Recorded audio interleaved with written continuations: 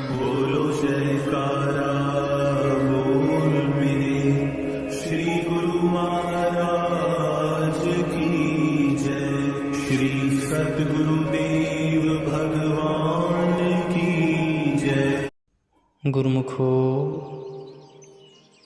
गुरु महाराज जी फरमाते हैं कि सत्संग के बराबर न गंगा है, न यमुना है और ना ही कोई अन्य तीर्थ है। कलयुग में सत्संग ही सबसे बड़ा तीर्थ है। इसलिए आपसे हमारी विनती है कि सत्संग में हमेशा जाएं और जाते रहें। ऐसे ही एक बार की बात है, एक बहुत बड़ा चोर था। जब वो मरने लगा तो अपने बेटे को बुलाकर नसीहत दी कि अगर तुझे चोरी करना है तो किसी महात्मा के सत्संग में, गुरुद्वारा, धर्मशाला या धर्म स्थल पर मत जाना, इनसे दूर ही रहना। और दूसरी बात, अगर पकड़े जाओ तो मानना नहीं कि तुमने चोरी की है, चाहे कितनी भी मार पड़े, मानना नहीं है कि तुमने चोरी की है। लड़के ने कहा, जी सत्य वचन, मैं ऐसा ही करूँगा। इसके बाद वह चोर मर गया और लड़का रोज़ रात को चोरी करता रहा। एक बार उस लड़के ने चोरी करने के लिए किसी घर में ताले तोड़े। घर वाले जाग पड़े और उन्होंने शोर मचा दिया। आगे पहरेदार खड़े थे। उन्होंने कहा कि आने 2 बजकर जाएगा कहाँ, हम यहाँ पर पकड़ लेंगे उसको। अब इधर घर वाले खड़े थे, उधर पहरेदार खड़े थे। चोर जाए तो जाए किधर।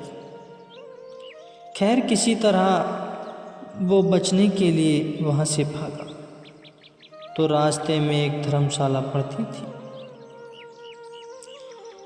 उसे अपने बाप की सलाह याद आ गई कि धर्मशाला में नहीं जाना, लेकिन अब क्या करे, उसे जाना पड़ा। आखिर उसने सोचा कि मौका देखना चाहिए और धर्मशाला में चला गया। बाप का आज्ञाकारी बेटा था। उसने कानों में अपनी दोनों उंगलियां डाल ली कि सत्संग के वचन कानों में न पड़ जाएं। और हमारे पिताजी ने मना कर रखा है कि सत्संग में नहीं जाना। तो उसने कानों में अपनी दोनों उंगली डाल ली कि हम सत्संग ना सुन पाए। अब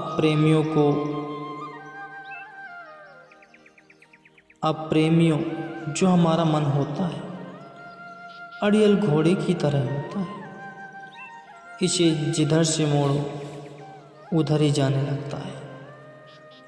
कानों को बंद कर लेने पर भी चोर के कानों में यह वचन पड़ गया कि देवी देवताओं की परछाई नहीं होती। वहाँ पर सत्संग चल रहा था और इसने कान बंद कर रखा था। फिर भी उसके कान में थोड़ी सी आवाज़ आई कि देवी देवताओं की परछाई नहीं होती। उसके मन ने कहा कि परछाई हो चाहे ना हो, मुझे क्या। फिर मैंने यह वचन जानबूझकर तो नहीं सुना, अनजाने में सुन लिया। उसने अपने पिता को सफाई देते हुए मन ही मन में कहा कि मैंने जानबूझकर नहीं सुना, ये ऐसे ही सुना गया मेरे कानों में, मैंने तो कान बंद कर रखा है। अब इधर घर वाले और पहरेदार पीछे लगे हुए थे। किसी ने बताया कि चोर धर्मशाला में है। धर्मशाला की जब जांच हुई तो वह चोर पकड़ा गया।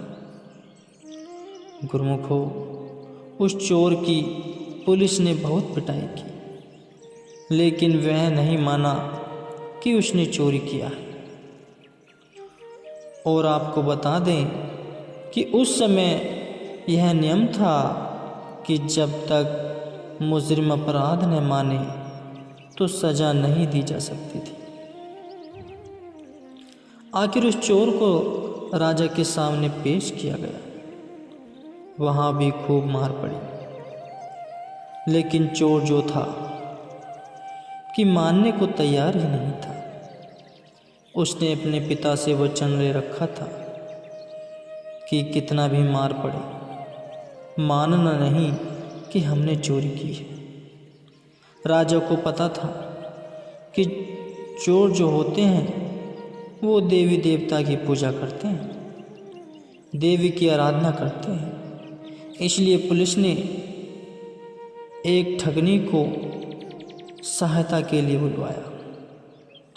ठगनी को बुलाया गया, सारी बात बताया गया तो उसने कहा कि मैं मना लूँगी इसको, इससे कहलवा दूँगी कि इसने चोरी किया है। उस ठगनी ने देवी का एक स्वांग भेष बना लिया। 2 नकली बाहें लगाईं, चारों हाथों में चारों मसाले चलाए और नकली शेर की सवारी की। क्योंकि वह पुलिस के साथ मिली हुई थी, इसलिए जब वो आई तो उसकी हिदायत के मुताबिक जेल के दरवाजे कड़क कड़क कर खुल गए। पहले से सब प्लान बना रखा था कि देवी जब आए जेल में तो सारे दरवाजे अपने आप खुलते जाए, और ऐसा ही हुआ। और जब आदमी किसी मुसीबत में फंस जाता है तो अपने इष्ट की याद करता है। इसलिए चोर भी उस समय देवी की याद में बैठा हुआ था। अचानक से दरवाज़ा खुल गया और अंधेरे कमरे में एकदम रोशनी हो गई। और उस ठगनी जो देवी का रूप बनाया था, देवी के रूप में ही एक खास अंदाज में कहा, देखो भक्त, तूने मुझे याद किया और मैं आ गई। तूने अच्छा किया जो तूने चोरी नहीं बताई। तूने अगर चोरी की है तो मुझे सच सच बता दे, मुझसे ना छुपाना। मैं तुझे फ़ौरन आज़ाद करा दूंगी यहाँ से। चोर देवी का भक्त था। अपने इष्ट को सामने खड़ा देखकर बहुत खुश हुआ। मन में सोचा कि मैं इसको सच बता दूं।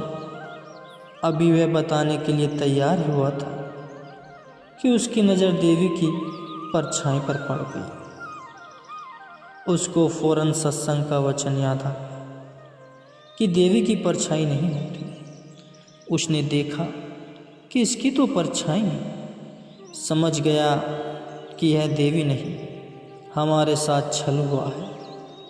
यह सोचकर वह रुक गया और बोला कि माँ, मैंने चोरी नहीं की।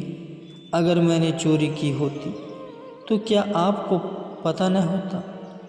आप तो सर्वव्यापी हैं, आप तो सब जानती हैं। अगर मैंने चोरी की होती तो आपको तो पता होता ही।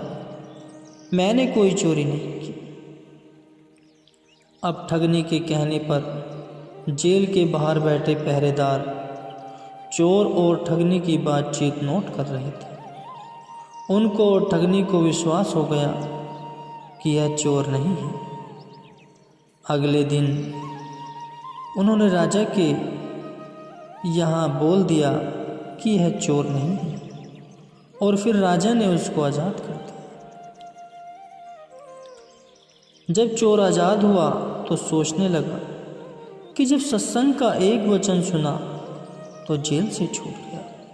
अगर सारी उम्र सुनूं तो पता नहीं क्या क्या मिलेगा मुझे। जब यह ख्याल आया तो रोज़ सत्संग में जाने लगा। वह चोर हर वक्त सत्संग ही मन में धारण किए हुए रोज़ सत्संग में जाने लगा। किसी पूर्ण महात्मा की शरण ली उसने और चोरी का पैसा हमेशा के लिए छोड़ दिया। वह जो चोर था महात्मा बन गया।